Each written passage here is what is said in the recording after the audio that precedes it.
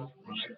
You do walls, you can draw a line, you can trace a line, or you can just say, here's a wall.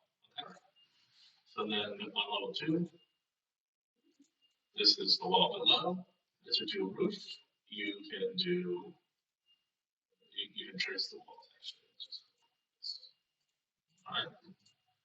And you understand what these arrows mean, right? So, no, that's fine. I just don't want to repeat this out slope. So this is the slope tick. And it says, first of all, you turn on and off by the same note.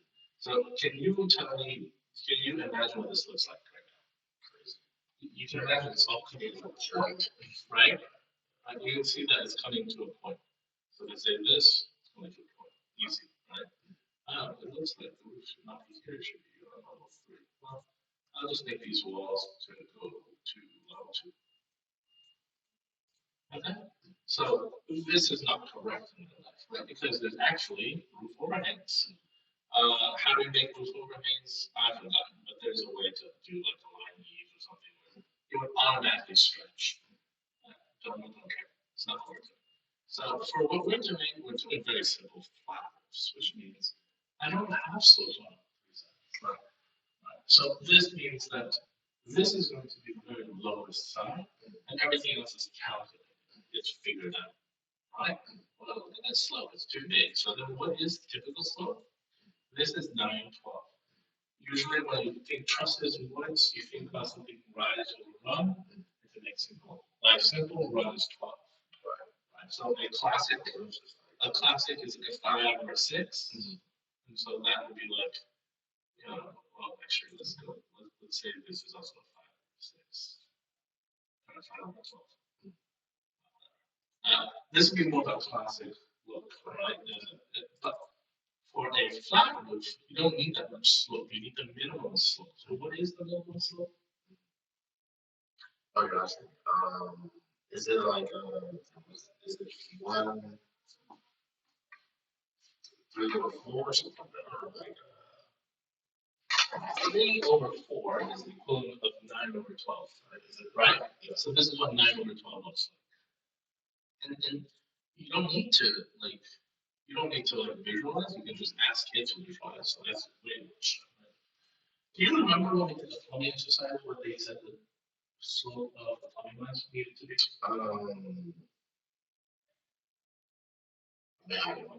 Yeah. Roughly speaking, rule of thumb. And my goal is to correct the rule of thumb that's really off. Is it a 45? No, I did not 45. Because 45 is real deep into the earth. It's usually 1%, as they said, outside and 2% inside. 1% outside, 2% inside. Some sort of thing. Like it's in the low numbers. And in terms of accessibility, what are the ramps typically for accessibility? They're definitely not a 45. That'd be tragic. 1 over.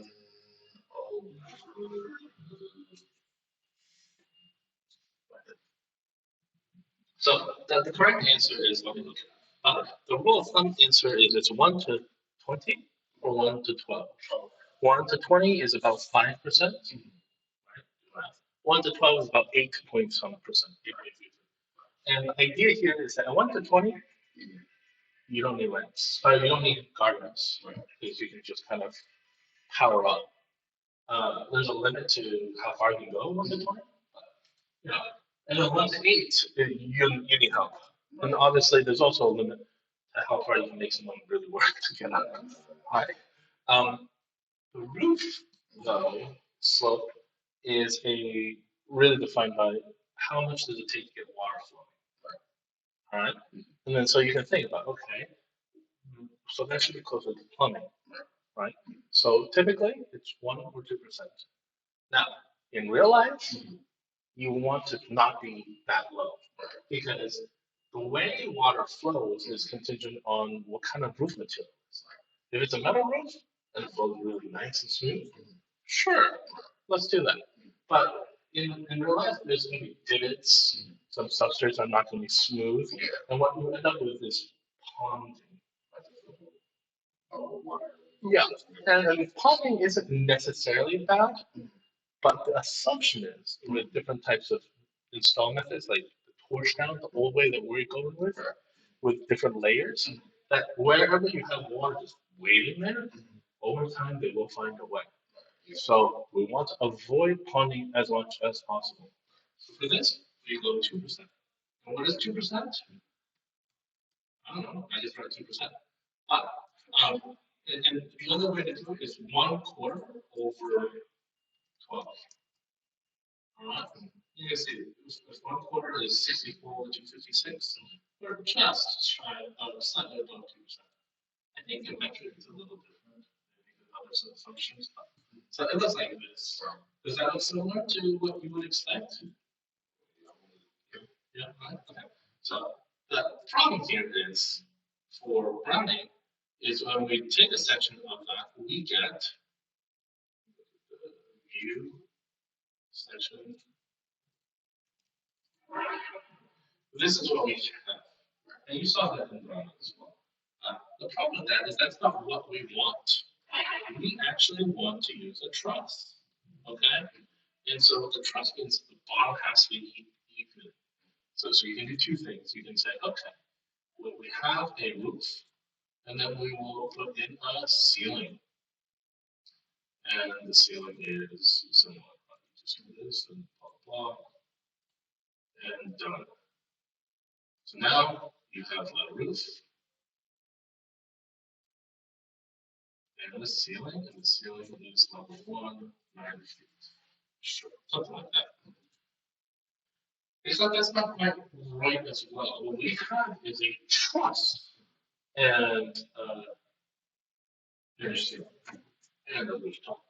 So in terms of like remember the mapping exercise, like how much detail do you want to show here? Right. So we can build the trusses here, right? So let's say we build trusses. Where's the truss?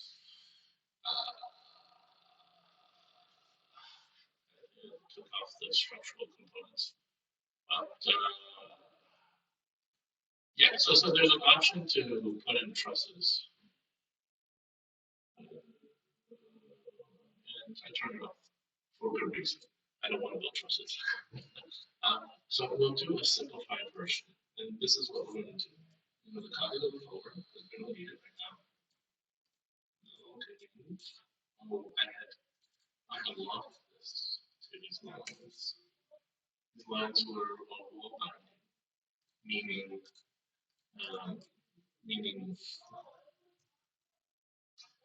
which is useful sometimes, meaning like it runs in a sense.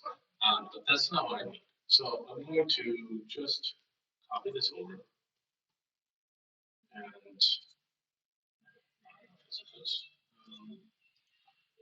what I want to do is I want to do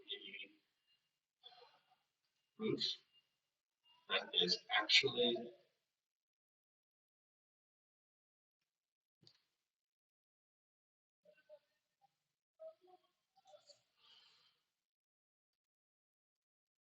a roof. I'm going to select the walls. Same exercise, right? But I don't want them to automate the slopes. I'm saying, okay, I'll figure out the slopes. You can see that the roof line is actually probably come back in inside, right? And how do I automate the slopes? I go sub. I take this. I say this is actually a little higher. Now I created an automated slope. Let me actually, since the section is here, let me the section is here. Right? I want to move this over here and drag this down more. See this more here. So same thing, right? I pulled this up a little too much, but let's be precise here. So I'm going to first figure out what exactly that was. Not this one, it's one of these. So this is 13, 2.5 something, and this is 14 and 3, so I need to bring it down 1 foot 1. Would you agree with that? So this here is 14, 3 is 13, 2. And then it should look exactly like the other one. Yeah, more or less, right? More or less. Okay.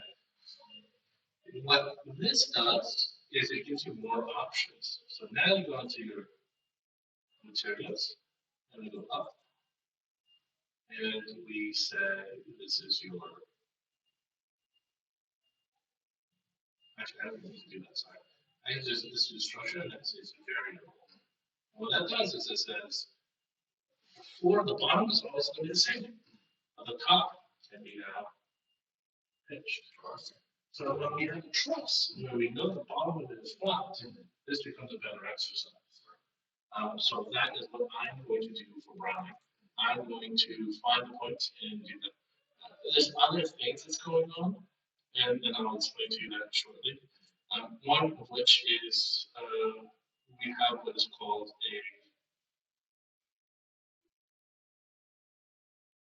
actually I can steal from this right now. We have what is called a roof drain.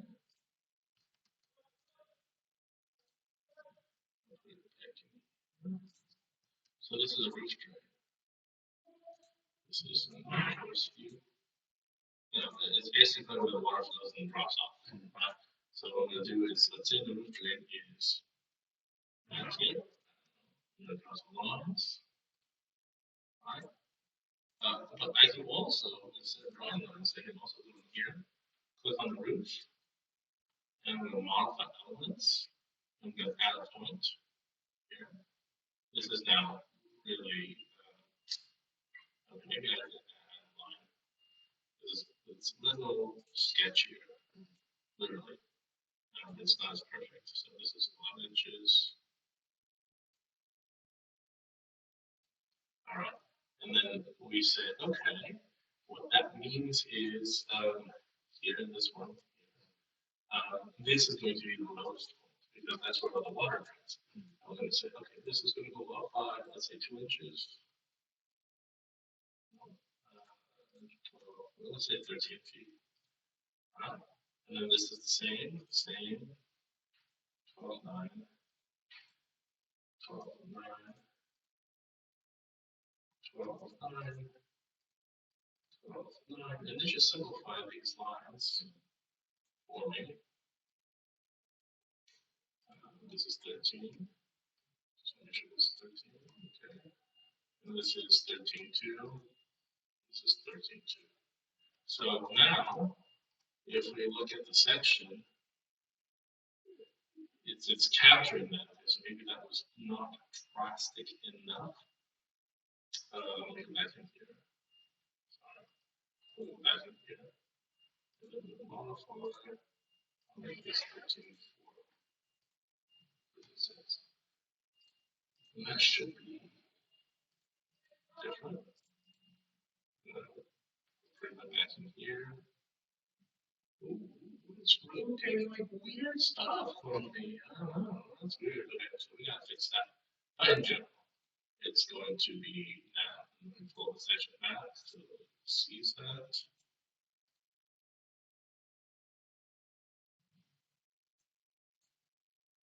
Yeah, so now it looks like this. If I move the section right on top of it, we will see the roof drain. So that becomes more realistic of what a truss would look like in this case. Now we realize the truss will go through and then we'll pitch this with variable framing. Right. That is what we need to do for Browning, and this is kind of that midway spot between this on the right and drawing all of the trusses with different shapes on them. Right? This is like halfway between. Right? Okay. Now, in the roof, though, you have all these lines here. Right?